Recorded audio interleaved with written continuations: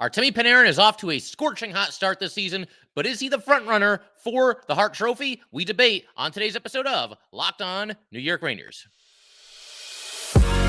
You're Locked On the New York Rangers, your daily podcast on the New York Rangers. Part of the Locked On Podcast Network, your team every day.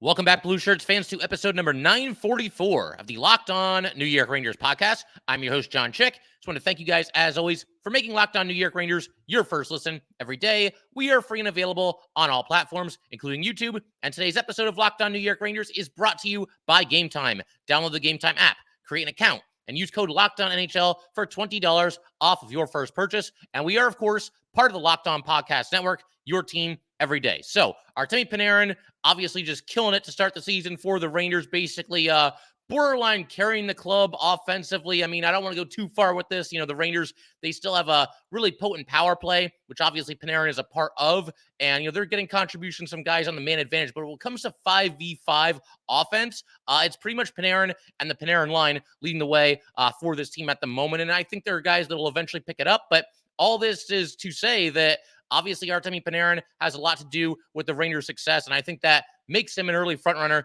for the Hart Trophy. And I think it's very, very important to remember the verbiage here.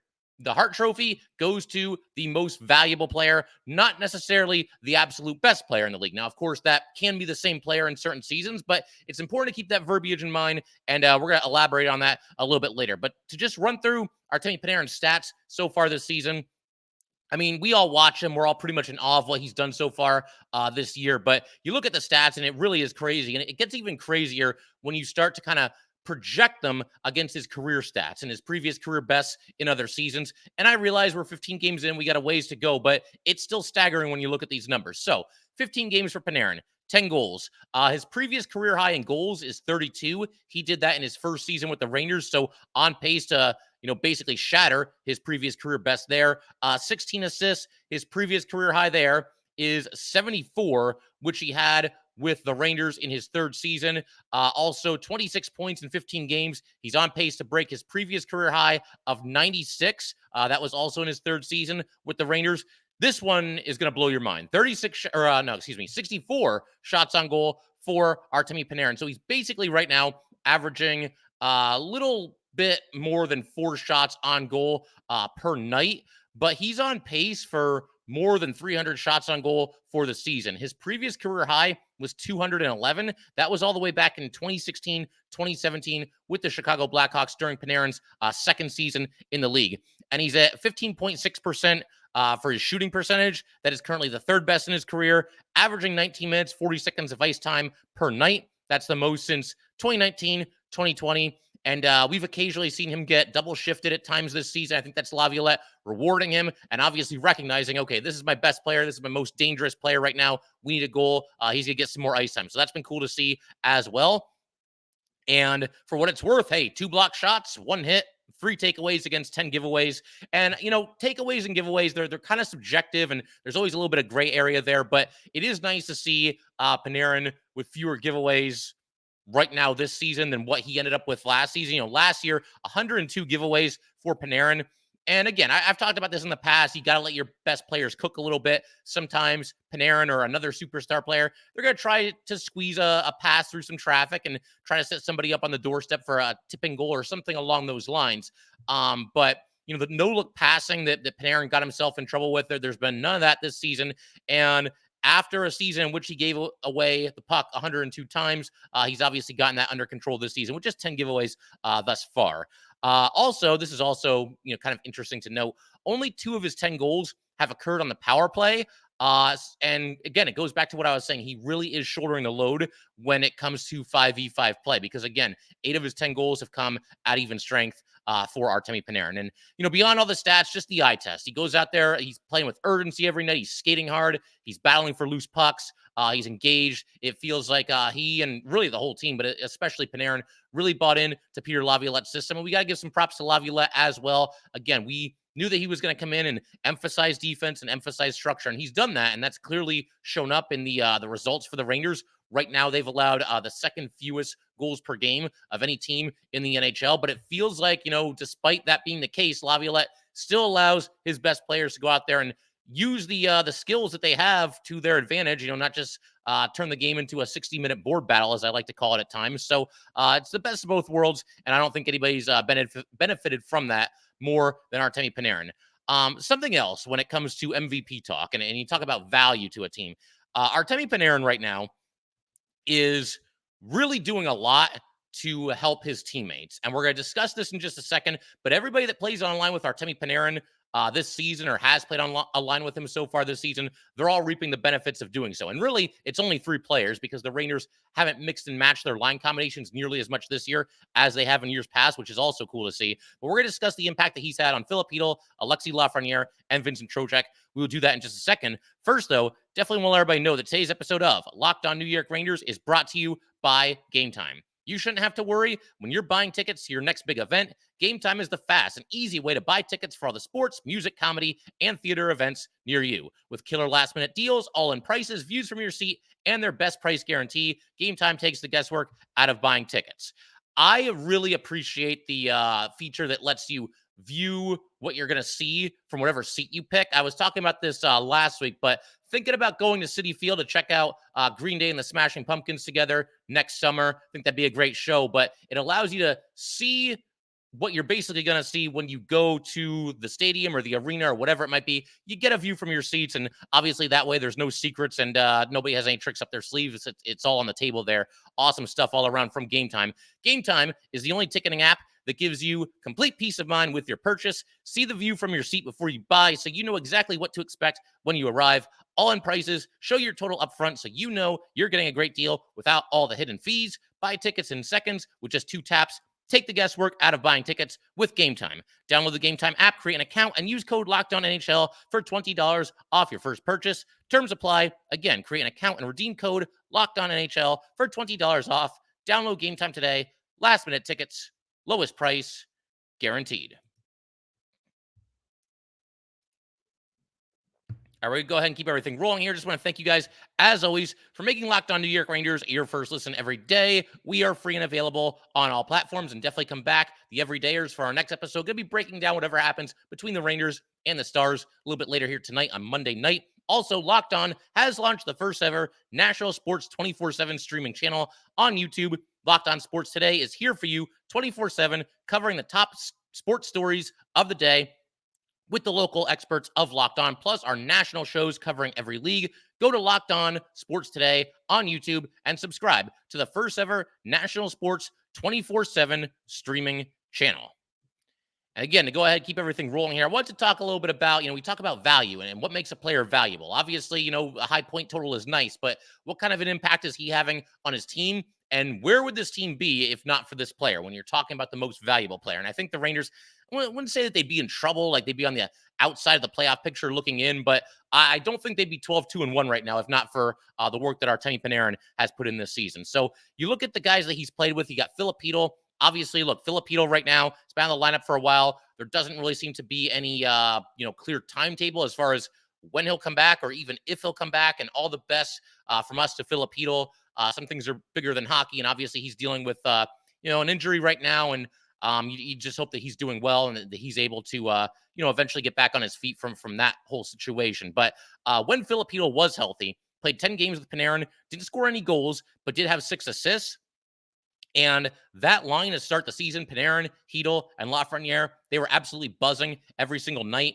They were the line basically making the Rangers go, and they were kind of picking up the slack of some other lines that weren't necessarily, producing a whole lot of offense. So that was great to see. I think, obviously, Panarin was clicking with Filip Chytil early in the season. Alexis Lafreniere, this is the only player that Panarin has played with for the entire season. 15 games for Lafreniere, 7 goals, 4 assists. He's a +3 on the season. Lafreniere on pace to shatter his career high of 19 goals, as well as his career high of 39 points. I thought that against the Devils, it was one of Lafreniere's quieter games in a while, but be that as it may, Lafreniere playing with a lot more confidence, a lot more poise this season. Him and Artemi Panarin seem to have pretty palpable chemistry. The way that they rush into the zone sometimes, I mean, it's a handful for any team trying to slow them down, and we've seen Panarin on multiple occasions put it on a tee for Alexis Lafreniere. Lafreniere himself talked about that not too long ago. he was being interviewed, and he said, when you're out there with Panarin, you want to do your best to get open because the odds are very good that he's going to find you. And it's been great to see Lafreniere do that. It's been great to see him thrive. When's the last time that we've really talked about Alexis Lafreniere moving from left wing to right wing? It's been a little while. And I think part of the reason for that is it's gotten to the point where it's not even really a factor anymore. Artemi Panarin is so good and has such a positive impact on his teammates that you can take Alexis Lafreniere, who's always been a left winger, put him on the right wing, and he doesn't miss a beat. And not only does he not miss a beat, but he plays better over there on the right wing than maybe he's ever played in his entire career. And again, a good portion of that is due to the fact that he's out there with Artemi Panarin. He's getting the classic Panarin bump, as we've called it here in the past on this podcast. Everybody gets it. Journeyman, homegrown player, older player, younger player, doesn't matter. Anybody that plays with Artemi Panarin, they will see an uptick in their production. And that includes Vincent Trocheck, because Trocheck, 15 games so far this season, 4 goals, 10 assists, 14 points, and Trocheck flirting with point per game status all of a sudden. And there was a big jump in offensive production for Trocheck when he moved from the third line up to the second line with Panarin. And again, all the best to Filip Chytil. Hopefully he can get back at some point this season. We'll see how that goes. But Vincent Trocheck stepping up big and obviously fitting right in there on that second line with Panarin and with Alexis Lafreniere. And the amount that his points have gone up is pretty crazy, because I just gave you his season stats. So 5 of those games have occurred with Trocheck centering the second line once again with Panarin and with Lafreniere. In those 5 games, once again, since Trocheck moved from the third line to the second line, Trocheck has 3 goals and 7 assists. So he's got 10 points in the 5 games since he's been back with Panarin. Obviously a big time uptick in his offensive production. And he's also got at least 1 point in all 5 of those games. And it's crazy to think that, there was a time last year where people were wondering, Panarin and Trocheck, I don't know. Do they have the chemistry? Can they play together? I think the answer to that is now a resounding yes. Those two have really clicked ever since they've been put back together this season. And even when Chytil comes back, you could go back to Chytil on that line, but this is clicking so well and working so beautifully that I think you kind of have to stick it out with Trocheck. We'll see, once again, if and when Chytil gets back and what the landscape looks like at that point in time. But right now, I don't think he can touch that second line, which is basically the first line for the Rangers. I know we call Panarin, Trocheck, and Lafreniere all the second line. That's the top line for the Rangers right now, semantics aside. And, while we're talking about his line mates, obviously those are the guys that he plays with at even strength, Panarin. But, think about the power play. Obviously, a lot of people have talked about Mika Zibanejad, Chris Kreider, not really doing a whole lot 5v5, not really playing up to their expectations. And, you hope that they get it going sooner rather than later. But both of them have at least been able to contribute offensively on the power play. And what is part of the reason for that? Well, Artemi Panarin's out there with them. Obviously, by the very nature of the power play, you've got more chances to score and, pick up some assists or whatever it might be. But they're out there with Panarin, who's firing on all cylinders, who, since he's been a Ranger, that has been his calling card. He makes players around him better. And he's doing that this season as much or more than he's ever done it in the 5 seasons that he's now spent as a New York Ranger. So it's just awesome to see. And it goes back to the argument that I was making. When you're talking about the Hart, it's not necessarily the absolute best player. It's not necessarily the player that ends up with the most points in the league. It is the player that is the most valuable. Who's the one guy in this league that, you cannot take him away from this team, or it's going to hurt the team quite a bit? That, to me, is the most valuable player, and that, to me, right now, is Artemi Panarin. But I'm going to be fair here. I want to go ahead and take a look at some of his competitors. There's some other, hockey players in this league, obviously, off the tremendous starts. Other guys you could at least make a case for. And, again, I realize we're only about a quarter of the way through the season here. And obviously, players can kind of fade. Players can see an uptick in their production. A lot of different ways this can go between now and the end of the season. But you look at some of the other candidates, kind of a 3-for-1 deal here. You've got Quinn Hughes, Elias Pettersson, and JT Miller. What do all 3 of these players have in common? A couple of things. They're all on the Vancouver Canucks, and they all lead the league in points. They are in a 3-way tie right now. Hughes, Peterson, Miller, with 28 points. Hughes has a league high 21 assists, also a league best plus 14. It's been a pretty amazing trio there, but that's just it. The Canucks have 3 guys that are laying up the score sheet on a nightly basis. So how do you say that any one of them is any more valuable than the other 2? That'd be very, very difficult to do. And I think there's a little bit of a cancel out effect going on there. Nothing against any of those players. Take nothing away from the excellent start that they're all having. But again, they're kind of canceling each other out as far as MVP talk is concerned. You could throw Jack Hughes in there. Now, obviously, he missed some time. So as far as like the NHL leaders in points, he slid down the board a little bit. But in points per game, 22 points in 11 games for Jack Hughes. So literally at 2 points per game, even had 2 points against the Rangers. Rangers won the game regardless. But obviously, Jack Hughes is going to get some consideration. I think David Pastrnak is somebody that needs to get a little bit of a shout out here as far as Hart Trophy talks are concerned. Obviously, the Bruins, they were reeling at the end of last season, up 3-1 in the first round against the Panthers. They lose in 7 games. After having the best regular season in NHL history, they get knocked out of the playoffs just like that. The heart and soul of the team, Bergeron, he retires. You've got Taylor Hall leaving in free agency. 1 or 2 other players that were pretty important to that team, I believe. They also left in free agency. But Pastrnak kind of picking up the slack. And, I mean, the Bruins are 13-1-2, the only team in the Eastern Conference with a better record than the Rangers right now. And Pastrnak right now basically just lighting up. He's got 27 points. That puts him in a 3-way tie with Nylander and Kucherov, just 1 point behind that trio of Canucks players that we discussed not too long ago. You've also got Cale Makar. I mean, 24 points in 16 games for a defenseman. I think that at least has to get you a couple of looks. Connor McDavid, he missed a couple of games, and right now he only has 13 points in 14 games. I mean, I say only, but with Connor McDavid, you expect significantly more than that, which tells you the kind of player that he is. You figure eventually he'll pick it up. There's others too. A lot of guys you can make a case for, and obviously it's still a wide open race. But as far as all these players I just mentioned, I still got Panarin. Panarin to me, the most valuable player in the league. I'm sure I'm at least a little bit Ranger biased, but as far as, again, value, that's the key word, value to their team. Panarin to me is head and shoulders above everybody else, and we'll see how it shakes out the rest of the season. Obviously, a long way to go. But again, I just want to kind of go through this and talk about his credentials, and I thought it would only be fair to go ahead and look at the other MVP candidates. But he's doing a heck of a job, and it really is crazy that we just went through an offseason where a lot of Ranger fans wanted to trade Panarin or like buy him out, which, by the way, buying out Panarin would have saved like $300K against the salary cap, so it would have been completely pointless. But as far as trading him, I mean, first of all, no move clause. Secondly, I don't know how you replace his offensive production, even before this insane start that he's off to this season. He's somebody that obviously is a big-time scoring threat for the Rangers every year, at or near the top of the Rangers in every offensive category. So to me, that just never made any sense. And I'm glad they didn't do it because he's off to a heck of a start. And I know that a lot of people say, like, well, he's got to do it in the playoffs. And that is true. He had a rough playoff showing this past year. But it's not like he's a complete ghost every time, whether it's the Rangers or the Jackets or the Blackhawks, the 3 teams that he played for. It's not like he's a complete ghost every time his team gets to the playoffs. 57 career playoff games. He's got 46 points. Now, that is a step down from what he's done in the regular season in terms of points per game. But let's not act like this guy completely disappears and completely melts every time he's in the playoffs. He has had some success. And, obviously a couple of years ago, the big Game 7 overtime winner against the Penguins. So, obviously you hope that he can produce when the Rangers get back to the playoffs this year. Seems like he's in a really good place. There's an article from Vince Mercogliano not too long ago where he was talking about, the relationship between Artemi Panarin and Alexis Lafreniere. And, Panarin was mentioning that, he thinks Lafreniere has been under a lot of pressure. Obviously, everybody knew going back years ago, even before Lafreniere was ever drafted, that he was pretty much going to go number 1. And then he starts in the NHL when he's 19 years old. He had just turned 19. And Panarin mentioned, I was 24 when I started in the NHL. So it's quite a different situation. And on top of that, when Panarin made his debut, I mean, he was undrafted and nobody really knew who he was or had any real expectations for Panarin. So Panarin right away was kind of playing with house money. And obviously he had to produce to make sure that he stayed in the NHL.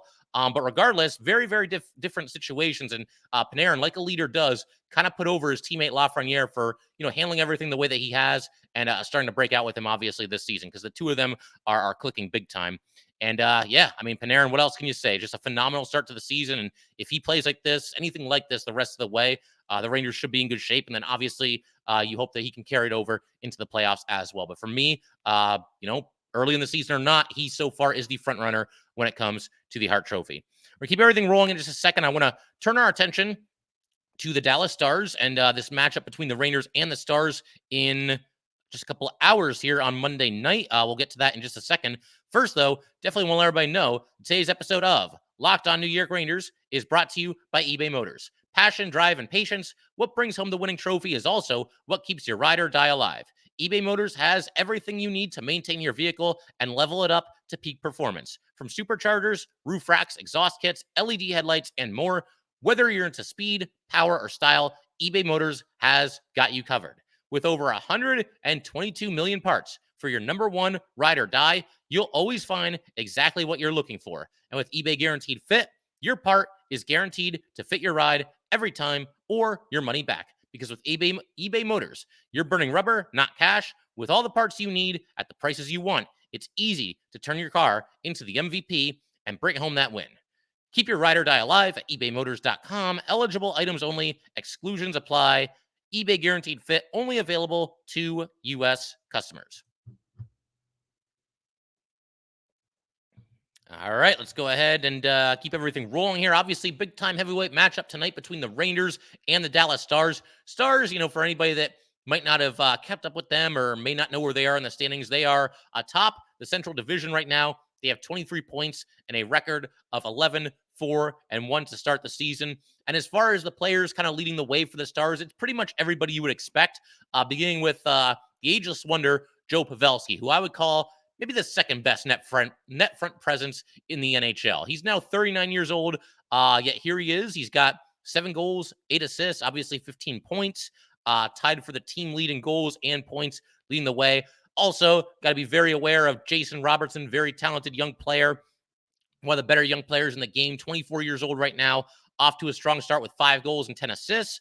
Matt Duchene, his first season with the Stars, 6 goals and 8 assists. And Jamie Benn is down a little bit further in terms of points. I mean, he's off to a decent start in that regard, 3 goals and 9 assists. But one of those players, man, you always got to keep an eye on this guy. He tends to stir the pot, mix it up a little bit, and toe the line, shall we say.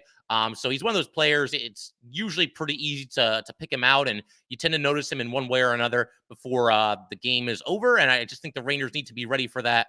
Obviously, he plays with a mean streak, and I'm sure he'll be bringing that tonight against the Rangers. Also, I mean, we got to throw out Nils Lundkvist, right? Because former Ranger, and we know how this usually goes. Lundkvist, so far this season, no goals and 6 assists in 16 games. He's down to the third pairing with Joel Hanley, but he is on the second power play unit. And as I just mentioned, the Rangers, whether it's our imagination or not, they do seem to get burned by former players. So obviously we hope that that doesn't happen with Nils Lundkvist in this game. Also wanted to mention this. I found this interesting. The Rangers, I talked about this a little bit earlier, just touched on it briefly. The Rangers, second fewest goals allowed in the league at 2.20. The Stars, are 10th in that stat at 2.75. Could be a little bit of a weighted out kind of game. I mean, we'll see how the whole thing shakes out. But yeah, obviously interesting to see that. These teams tend to play in somewhat lower scoring games. But the Rangers, they come in hot. Obviously, we're very well aware of that. 10-0-1 in their last 11 games. Dallas also feeling it lately. They did lose their most recent game to the Avalanche on Saturday by a score of 6-3. But before that, they had won 4 in a row. So both teams feeling good. Both teams in first place in their division to start the season. And as far as the goalie matchup, I was on Daily Faceoff right before I hit record here. Igor was listed as likely, and Scott Wedgwood was listed as confirmed as far as the starter for the Dallas Stars. And with Wedgwood, I mean, a little bit of a journeyman, played for the Devils, Coyotes, the Stars. This year, only 4 games. He has a 3-1 record with a .917 save percentage, a .302 goals against average. And, somebody who's been okay for his career. He's definitely been serviceable, but a goals against average north of 3, a save percentage below .910. So he's all right. He's not a bad goalie, and I think, any given night he can obviously have his A game and play very well. We'll see if that happens this upcoming game for the Rangers. But obviously, it seems to be a beatable goalie. And I hesitate to say that because we do know in the past the Rangers have made some so-so goalies look pretty awesome. And, again, take nothing away from Wedgwood. He's been in the league for a long time and has bounced from team to team, but off to, a decent start so far this season. And then as far as the Rangers starting Igor, I was kind of wondering about this. I thought there was a chance they could go back to Quick, but I'm glad it's Igor. As we mentioned, this is a heavyweight matchup. We got 2 teams in first place in their division. You want to put your best foot forward. It's a nice, I wouldn't even call it a nice problem to have. It's just a nice situation for Peter Laviolette because he can go back to Igor Shesterkin in this game. I thought maybe there'd be a chance that they would go with Quick just because Igor just returned from, an injury. So maybe you just kind of ease him back into it. But it feels like he's ready to go with Quick. Obviously he's an option. And he becomes even more of an option when you realize that, of course, Jonathan Quick has played very well this season. And also the fact that, as I mentioned, the Rangers are 12-2-1. It's not like they're in a situation where, there's 30 games left in the season and they're on the outside of the playoffs looking in and they just got to ride Igor every single game. You can pretty much do whatever you want as far as Laviolette is concerned and the Rangers coaching staff is concerned with the goalies right now. So it sounds like it's going to be Igor. Again, he was listed as likely. We'll see if that's the direction they go.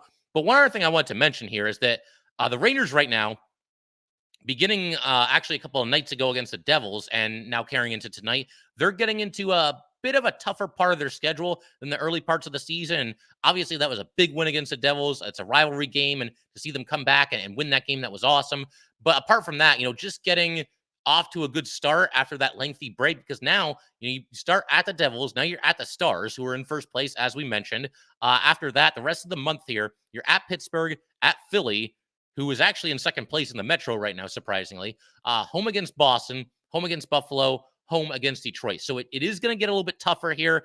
And something else that makes it difficult is the Rangers are just going to be playing a lot of hockey. There's a stretch there where they're actually going to play 4 times in 6 days, and that includes a back-to-back against Philly and Boston on Friday and Saturday. Both games start at 1 p.m. So a bit of a quirky schedule for the Rangers in November here. You had the long break, and now it's kind of a sprint to the end of the month, and back-to-back 1 p.m. starts. You don't see that every day. And again, playing 4 times in 6 days, it's going to be a grind. It's going to be a battle, but they got off to a great start against the Devils, and obviously we hope that they keep that up tonight against these Stars, and we'll see what happens, and we'll be back here to talk about whatever does happen.